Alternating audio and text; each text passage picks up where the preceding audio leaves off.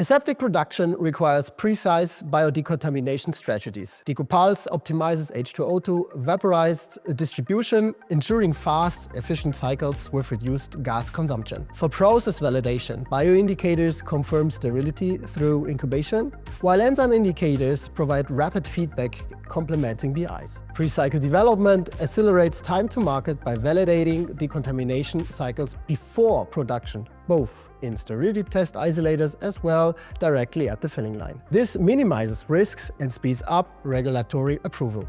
Simulations play a key role in process optimization. Control system models improve automation strategies, while CFD simulations analyze airflow and fluid dynamics, reducing costs and development time.